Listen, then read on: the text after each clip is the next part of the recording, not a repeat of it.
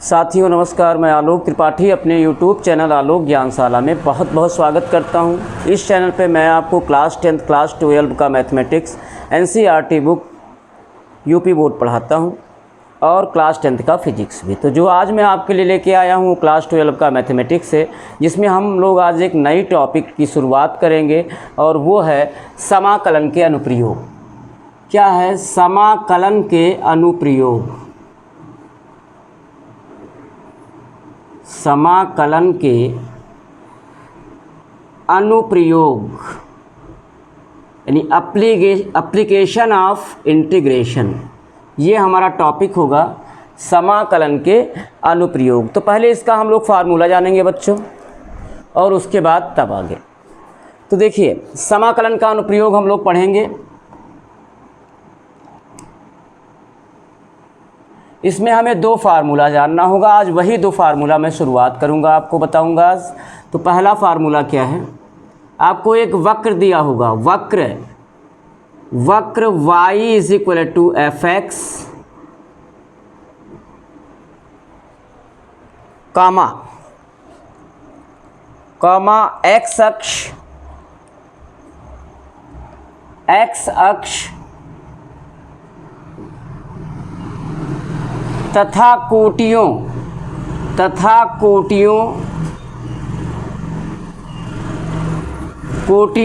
x बराबर a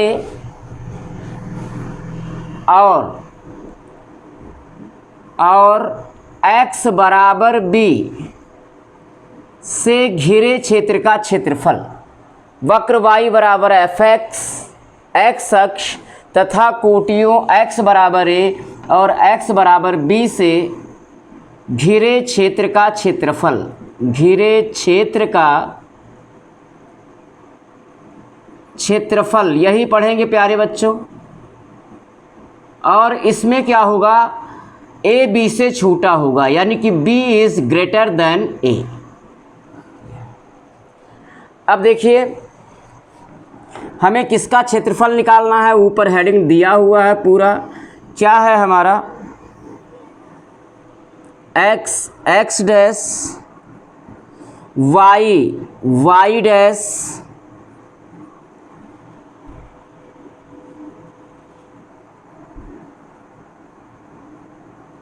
और ये ऑरिजिन हो गया प्यारे बच्चों। अब देखिए क्या है हमारा वक्र y बराबर एफ एक्स, ये मान लीजिए उसकी ट्रेसिंग है वक्र की। ये हो गया y is equal to F x.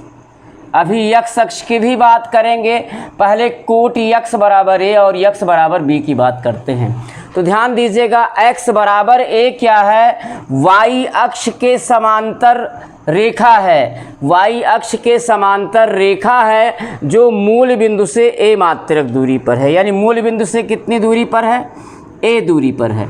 तो ये हो गया x बराबर a। x is equal to a। अब प्यारे बच्चों ये हो गया PQ। तो ये दूरी जो मूल बिंदु से कितनी है, ये a दूरी है। और दूसरी कोटि हमारी क्या है, x बराबर b। तो ये भी क्या होगा, y अक्ष के समांतर रेखा का समीकरण होगा जो मूल बिंदु से b मात्रक दूरी पर है। तो b a से बड़ा है, यानी मूल बिंदु से मान लीजिए इसकी दूरी यहाँ हो गई।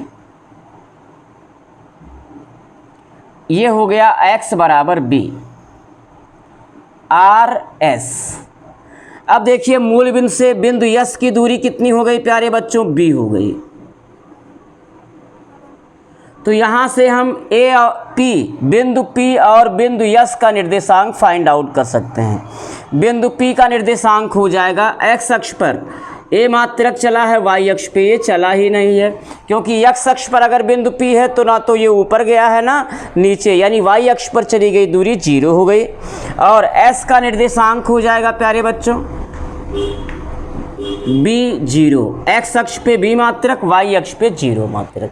तो ध्यान दीजिएगा वक्र y is equal to F X, कोटियों x बराबर a और x बराबर b तथा x अक्ष की बात की जाए तो यही पी एस ही तो है। ये एक्स अक्ष है। तो इनसे घिरा हुआ क्षेत्र यही हुआ, इसी का क्षेत्रफल हमें ज्ञात करना है। तो उसके लिए हम लोग फार्मूला लिखेंगे प्यारे बच्चों।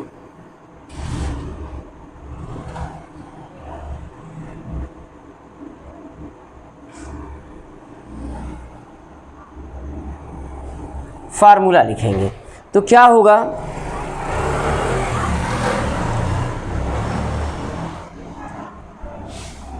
अभीष्ट क्षेत्रफल, अभीष्ट क्षेत्रफल बराबर क्या होगा, छायित भाग का क्षेत्रफल। छायित भाग, छायित भाग हमारा कौन सा है प्यारे बच्चों, छायित भाग है P Q R S P, छायित भाग का क्षेत्रफल। और छायित भाग का क्षेत्रफल होगा, क्षेत्रफल A is equal to integration of, चूँकि जो हमारा भाग है ये वाला, इसमें दो बिंदु हमारे x अक्ष पर हैं और उसने कहा भी है कि x अक्ष इसमें इंक्लूड होना चाहिए। तो दोनों बिंदु हमारे x अक्ष पर हैं, तो बाएं ओर के बिंदु का भुज लोअर लिमिट बनेगा और दाएं ओर के बिंदु का भुज अपर लिमिट बनेगा, यानी integration of a to b। और ये होगा y dx, क्योंकि y तो x का फलन है, y is equal to fx है प्यारे बच्चों। तो ये रहा फार्मूला, किसका फार्मूला, वक्र y बराबर fx, x अक्ष तथा कोटियों x बराबर a और x बराबर b से घिरे हुए क्षेत्र का क्षेत्रफल, जहां b बड़ा है a से। प्यारे बच्चों इसका स्क्रीनशॉट ले लीजिए। हाँ, नेक्स्ट फार्मूला प्यारे बच्चों,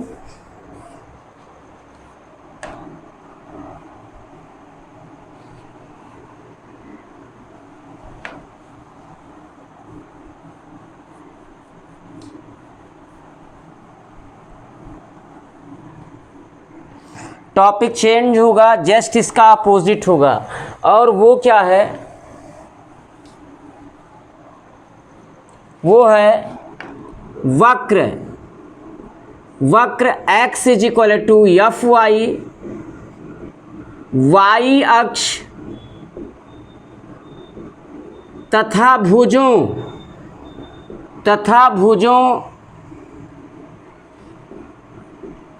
y बराबर a और y बराबर b से घिरे क्षेत्र का क्षेत्रफल, से घिरे क्षेत्र का क्षेत्रफल। ये प्यारे बच्चों, अब देखिए फिर फिगर,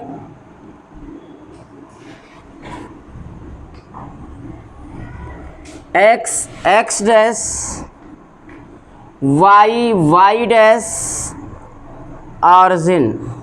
पहले वक्र x बराबर एफ वाई को ट्रेस कर लिया गया, ये हुआ प्यारे बच्चों x is equal to f y. और किससे घिरा हो ये वक्र, y अक्ष अभी आएगा।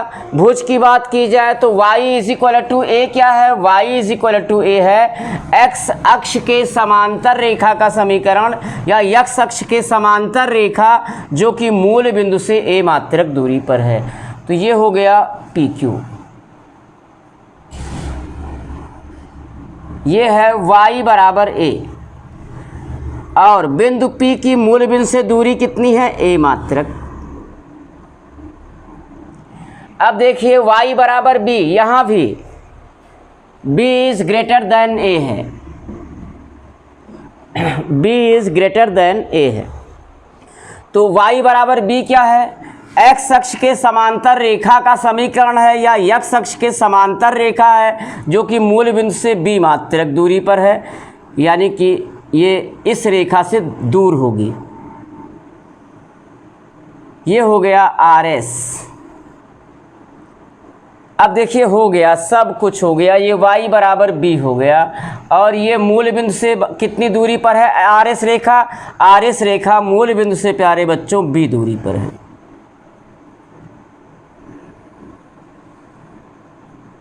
b दूरी पर है। अब देखिए p और s का निर्देशांक लिखते हैं, तो p का निर्देशक, p और s किस पर हैं, y अक्ष पर हैं, y अक्ष आया भी, देखिए ये वक्र हुआ, ये दोनों क्या हुए, y बराबर है, y बराबर भी भुज हुआ, और ये जो लाइन है आपका PS, ये आपका y अक्ष हुआ। तो बिंदु p का निर्देशांक हो जाएगा प्यारे बच्चों 0a, क्योंकि x अक्ष पे चली गई दूरी 0 है, ना तो इधर गई है ना तो इधर गई है, यानी ये y अक्ष पे ही स्थित है। तो x अक्ष पे चली गई दूरी 0 और y अक्ष पे चली गई दूरी a मात्रक है, तो 0a। और बिंदु S का निर्देशांक हो जाएगा, x अक्ष पे चली गई दूरी 0 और y अक्ष पे चली गई दूरी b मात्रक है। तो हमारा कौन सा क्षेत्र घिरा, वक्र x = fy, y अक्ष और भुज y बराबर a और y बराबर b से घिरा हुआ क्षेत्र ये हुआ प्यारे बच्चों। इसी का क्षेत्रफल ज्ञात करना है। तो देखिए अभीष्ट क्षेत्रफल = अभीष्ट क्षेत्रफल, अभीष्ट क्षेत्रफल क्या हो जाएगा प्यारे बच्चों, छायित भाग, छायित भाग कौन सा है, छायित भाग है PQRSP, PQRSP का क्षेत्रफल। अब देखिए छायित भाग का क्षेत्रफल होगा इंटीग्रेशन ऑफ, यहाँ दोनों ही बिंदु SP की बात की जाए तो S और P दोनों ही y अक्ष पर हैं, तो y अक्ष पर हैं तो हम जो क्या लेंगे, लिमिट्स जो लेंगे, लोअर लिमिट और अपर लिमिट, वो कैसे लेंगे, अगर हमारे दोनों बिंदु y अक्ष पे हैं तो नीचे की ओर का बिंदु, नीचे की ओर के बिंदु का कोटि लोअर लिमिट बनेगा और ऊपर के बिंदु का कोटि अपर लिमिट बनेगा, यानी integration of a to b, यहाँ x dy हो जाएगा।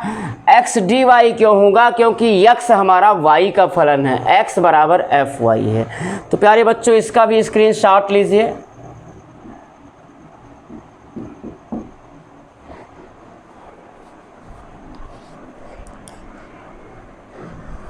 प्यारे बच्चों नेक्स्ट टॉपिक। अब इनके सवालों को लगाने से पहले हमें 11th का कॉनिक सेक्शन यानी शंकु परिच्छेद, सांको जिसको कहते हैं, तो सांको के बारे में हमको थोड़ा बहुत नॉलेज होना ज़रूरी है। तो थोड़ा सा अपडेट होते हैं, आज मैं केवल वृत्त आपको बताऊंगा बस। तो देखिए वृत्त है, पहला फार्मूला होगा उस वृत्त का समीकरण जिसका केंद्र h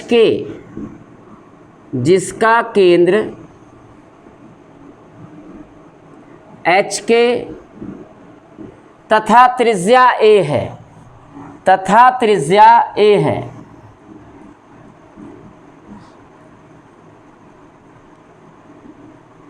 हम उस वृत्त का इक्वेशन जानेंगे जिसका केंद्र h के है और त्रिज्या a है प्यारे बच्चों।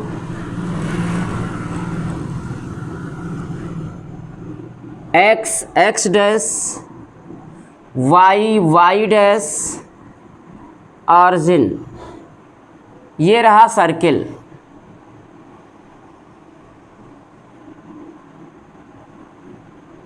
हाँ प्यारे बच्चों, तो देखिए हमें उस वृत्त का समीकरण ज्ञात करना है जिसका केंद्र यानी सेंटर C, केंद्र क्या है h के है और त्रिज्या वृत्त के केंद्र से वृत्त के परिधि को मिलाने वाली रेखा वृत्त की त्रिज्या P कर देते हैं, त्रिज्या कितनी है A है। तो देखिए वृत्त का समीकरण क्या हो जाएगा प्यारे बच्चों,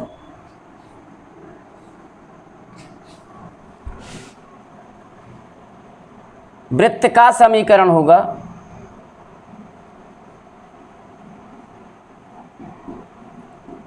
वृत्त का समीकरण होगा x माइनस एच का whole square plus y minus k का whole square is equal to a square.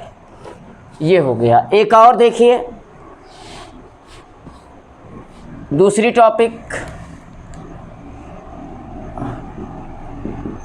उस वृत्त का समीकरण, उस वृत्त का समीकरण जिसका केंद्र मूल बिंदु हो, मूल बिंदु मीन्स 0 0 0 तथा त्रिज्या ए है, तथा त्रिज्या ए ही है प्यारे बच्चों, त्रिज्या ए है। अब देखिए ये सर्किल रहा,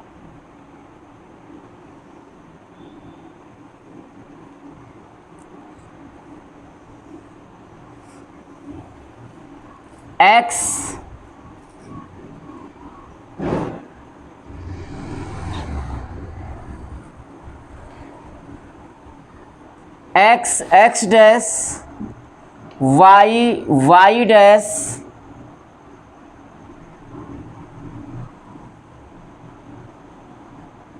और ये मूल बिंदु भी हुआ और वृत्त का केंद्र हो गया 0 0। त्रिज्या को हम अलग दर्शा रहे हैं, मान लीजिए ओपी वृत्त की त्रिज्या हुई, तो वृत्त की त्रिज्या हमने ए माना है। तो वृत्त का समीकरण इसी से मिलेगा और इसको वृत्त का मानक समीकरण कहते हैं, इसको वृत्त का मानक समीकरण कहते हैं। ये है वृत्त का मानक समीकरण, लिख लीजिए प्यारे बच्चों, ये होगा, ये वृत्त का मानक समीकरण है, स्टैंडर्ड इक्वेशन है।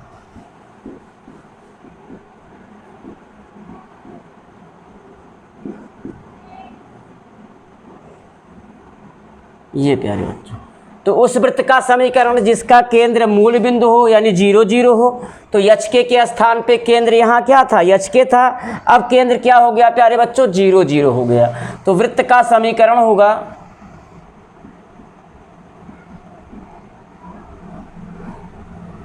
x माइनस एच का होल स्क्वायर, फार्मूला वही लगेगा, ये एच हो गया, ये के हो गया, यानी एच भी 0 है, के भी 0 है, केंद्र यहाँ 0 0 है। तो क्या हो जाएगा, x माइनस एच यानी 0 का whole square plus y minus k का मान भी 0 है, 0 का होल स्क्वायर बराबर ए स्क्वायर, तो रहेगा ही क्योंकि त्रिज्या ए है। अब देखिए प्यारे बच्चों, ये हो गया x square plus y square बराबर ए स्क्वायर। और अगर कोई वृत्त इस रूप का आपको मिलता है क्वेश्चन में, तो आपको तुरंत जानना होगा कि इस वृत्त का केंद्र 0 0 है और त्रिज्या ए है। और अगर इस रूप में मिलता है कि x माइनस एच का whole square plus y minus k का होल स्क्वायर बराबर ए स्क्वायर, हमको तुरंत जानना होगा कि वृत्त का केंद्र एच के है और त्रिज्या ए है। तो इसका भी स्क्रीनशॉट लीजिए प्यारे बच्चों। नेक्स्ट,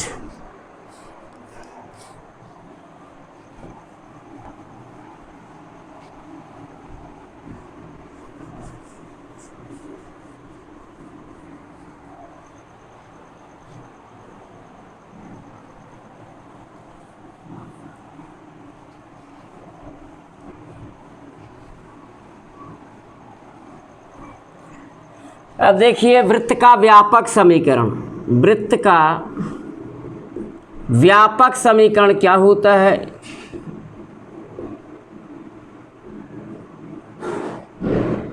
वृत्त का व्यापक समीकरण का प्यारे बच्चों इसमें ज़रूरत आपको नहीं पड़ेगी, इसमें आपको ज़रूरत नहीं पड़ेगी। तो ध्यान दीजिए, दो टिप्स लिख लीजिए। हाँ, वो क्या है आपका, पहला, यदि वृत्त का केंद्र x अक्ष पर है, यदि वृत्त का केंद्र x अक्ष पर है, तब हम वृत्त का केंद्र क्या मानेंगे, तब वृत्त का केंद्र h0 मानेंगे, क्योंकि कोटि हमारा क्या हो जाएगा, 0 हो जाएगा। y अक्ष पे चली गई दूरी क्या हो जाएगी, 0 हो जाएगी, क्योंकि वृत्त का केंद्र कहाँ पर है, x अक्ष पर है। अगर कोई बिंदु x अक्ष पे है तो वो y अक्ष पे कोई दूरी नहीं तय करेगा, और अगर कोई बिंदु y अक्ष पे है तो वो x अक्ष पे कोई दूरी नहीं तय करेगा। अब देखिए, यदि वृत्त का केंद्र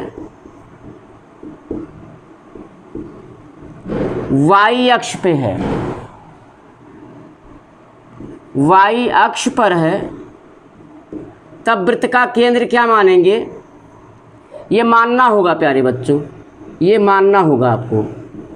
हाँ, तब वृत्त का केंद्र क्या मानेंगे, तब वृत्त का केंद्र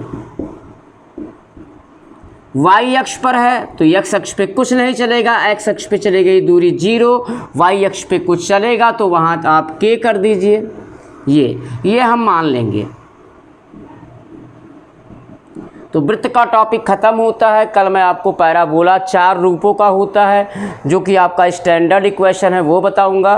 फिर आपको दीर्घवृत्त का भी मानक समीकरण बताऊंगा, 2 कंडीशन वाला, जिसमें a बड़ा है b से, a छोटा है b से। फिर अतिपरवलय का संक्षिप्त बताते हुए प्रश्नावली कल से स्टार्ट करेंगे प्यारे बच्चों। उम्मीद करता हूं कि जो कुछ बताया गया है आपकी समझ में आया है, और समझ में आया है तो वीडियो को लाइक कीजिए, सब्सक्राइब ज़रूर कीजिए, और आगे के भी आपको सॉल्यूशन मिलते रहें, आगे के भी टॉपिक्स आपको प्राप्त होते रहें, इसके लिए बेल आइकन को ज़रूर दबाइए। धन्यवाद।